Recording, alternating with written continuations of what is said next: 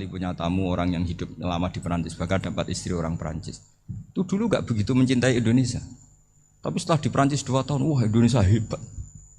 Di Perancis itu kata dia kalau cerita, semua kebutuhan masyarakat itu dibebankan ke negara. Apa saja minta negara, apa saja nyoal negara. Sementara Indonesia, coba kalau Indonesia mengalami seperti ini kok tidak ada konaan, rimo ing pantum, bisa kios Indonesia. Orang miskin nyalahkan negara, kelaparan nyalahkan negara, apa saja. Tapi barokahnya dididik kiai, jogeman nyalahno wong liya. Urip pun romo ing pandum, diame. Sampai gak ngerti kalau Covid. Banyak tuh orang-orang kampung itu, orang lugu-lugu itu. Mbah niki saking Covid, salam ning Covid, muga-muga umure panjang.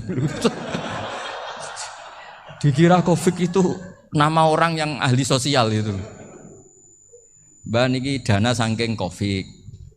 Matur nuwun sampekno salamku muga-muga umur panjang. Bingung kan yang nganterin ini. Ini gimana yang mau menjelaskan? Memang enggak paham. Ribet kan. Tapi saya pastikan bahwa dengan keadaan seperti ini kita bahagia, kita stabil, itu jelas barokahnya kalimat tadi, moto tadi atau pegangan hidup tadi. Makanya disebut al-ibarat qutun li'ailatil mustami'in, bahwa redaksi atau kata-kata atau pegangan atau filosofi hidup, apalah namanya itu adalah penyemangat. Penyemangat. Karena kata-kata ini memang luar biasa. Ketika sahabat perang demi kebenaran, zaman itu ya pasti benar karena yang dibela Nabi. Dulu itu kan enak zaman Nabi, yang dibela mesti benarnya, musuhnya mesti salahnya. Sehingga dulu itu memang harus tegas. Kalau sekarang mau tegas gimana? Yang kamu bela tidak mesti benar, musuhnya tidak mesti salah.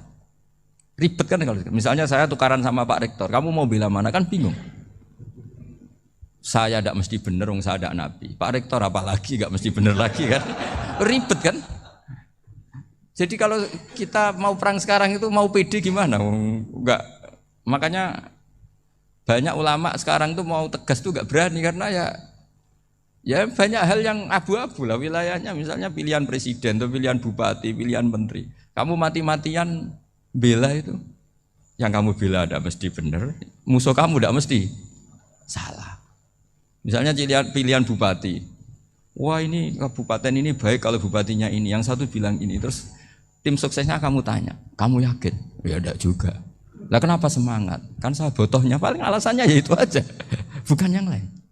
Beda dengan zaman Nabi, Nabinya mesti benar, Abu Jahalnya mesti salah. Kan enak, aturan mainnya jelas. Singkat cerita dalam perang itu banyak sahabat yang ngalami luka, ngalami apa gitu. Kemudian curhat ke Nabi, ya Nabi gara-gara derekkan jenengan, ngikuti jenengan saya harus ngalami seperti ini, seperti ini. Ngiranya orang itu diapresiasi sama Allah keluarnya itu. Ternyata sama Allah gak diapresiasi. Malah diturunkan ayat intakunu ta'lamuna fa innahum ya'lamuna kama ta'lamun wa tarjuna minallah ma'ala yarjun. Kalau kamu sakit karena perang, orang-orang kafir itu ya sakit. Itu saja berani padahal demi kekafiran. Wa tarjuna minallah ma'ala yarjun. Padahal kamu punya nilai lebih yaitu berharap kepada Allah yang mereka tidak punya. Saya jadi kiai itu ya kadang mangkel. Karena yang benci ya benci, yang seneng itu ngel-ngel loh kayak Pak Bejo. Jadi semuanya ribet. Lah iya, yang benci ya ganggu, yang seneng ya ganggu, tambah nemen. Seribet. Tapi kalau sudah ingat bandar narkoba, mereka berhadapan dengan polisi, kadang ditembak karena kesalahannya terlalu fatal. Antar persaingan mereka juga bisa tembak-tembakan karena merebut pasar narkoba. Itu saja mereka berani. Kok kita yang jadi kiai kadang dicium tangannya, dihormati gak berani, hanya takut apa ya, musibah-musibah kecil lah, atau problem-problem kecil. Lah iya, kalau kita bandingannya gitu. Kalau kamu mau tahajud kedinginan, itu masih nanti dihisab Allah itu gitu. Maling ayam itu keluar malam-malam, hanya dapat ayam. Itu gak takut dingin. Ya gak takut digebuki masa. Kamu mau tahajud saja takut dingin. Makanya nanti hisabnya orang soleh itu nanti dijajarkan orang dolim. Terus diperbandingkan. Wah itu habis kamu kalau itu. Jadi misalnya Unisula mau rapat, tapi ini malam, kalau malam dingin nanti saya masuk angin. Wah, anak-anak pang di perapatan aja berani kamu. Kalau sudah perbandingannya gitu tuh ribet kita nanti. Makanya itu kalimat itu moto atau filosofi hidup. Sehingga diulang lagi nasihat itu. Iyam saskum korhun faqad masal qoma korhum mislu. Kalau kamu kena luka, orang-orang yang enggak benar juga akan kena luka. Itu aja berani demi ketidakbenaran. Masa kamu demi kebenaran enggak berani? Akhirnya orang itu, ya itu kalimat, itu heroik. Makanya kita ini penting ya, makanya tadi himne Unisula dimulai kalimat thayyibah. Karena kalimat ini yang menjaga kita kalimat ini. Misalnya tentang Tuhan. Kenapa orang Islam imannya kokoh seperti ini, termasuk yang sudah hidup di Amerika, di Australia, di mana-mana. Itu ya barokahnya ajaran atau barokahnya kalimah. Saya sebut kalimah saya pakai bahasa santri. Karena la ilaha illallah itu dalam tradisi santri disebut kalimatu haqqin alaiha nahya wa alaiha namut wa alaiha nub'ats. Ada yang riwayat wa biha nub'ats insyaallah taala minal aminin. Kenapa mereka di mana-mana meskipun sekolah di Amerika, di Australia, bahkan di Uni Soviet tetap mukmin? Itu barokahnya ajaran yang benar. Allah itu siapa? Tuhan. Tuhan itu sifat dasarnya apa? Awal. Dia harus wujud awal sebelum makhluk yang lain. Sehingga ketika ada negara yang maju, yang tertib, manajemennya tertib, masyarakatnya makmur, tapi punya Tuhan yang tidak seperti itu, tidak awal, itu sudah gak nyaman. Karena ndaklah keren Tuhan saya, karena Tuhan saya itu al-awwal, zat yang pertama. Tuhan saya keren lah, zat yang gak mati. Tuhan yang gak mati, yang gak pernah mengalami kematian. Sehingga tontonan atau yang dilihat kenikmatan-kenikmatan yang lain ini tidak mengubah dia pendirian tentang Tuhan. Karena mantapnya satu kalimat tadi bahwa Tuhan itu ya harus satu, harus awal, harus tidak mati, tidak rusak, tidak mengalami apa-apa yang membahayakan. Sehingga ketika ditawarin Tuhan yang lain meskipun menjanjikan secara finansial atau kemakmuran, mereka gak tertarik.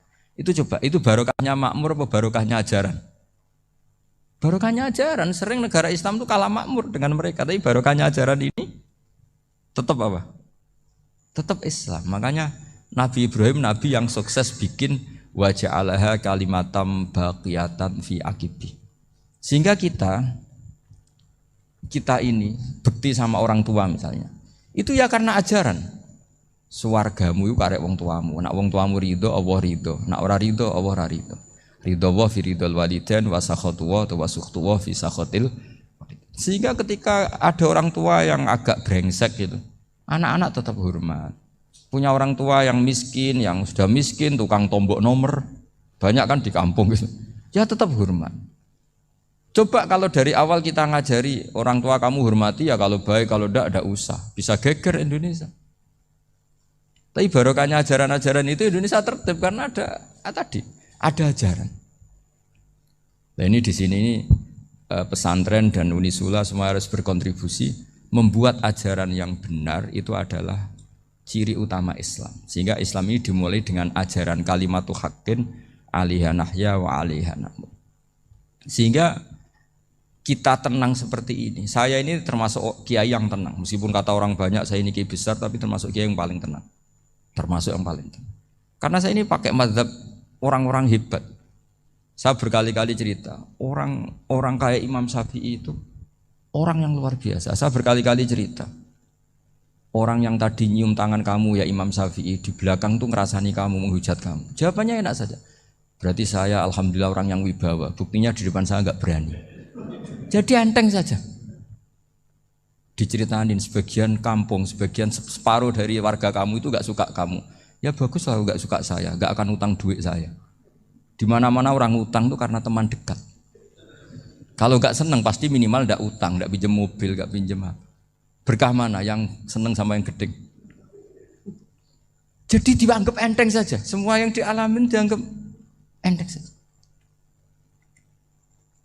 Misalnya punya istri pemarah, ya baguslah marahin suami. Kalau marahin tonggo malah ribet. Jadi kamu harus terima kasih kalau dimarahin istri. Baguslah marahin saya mah, kalau marahin tonggo ribet. Jadi enteng saja.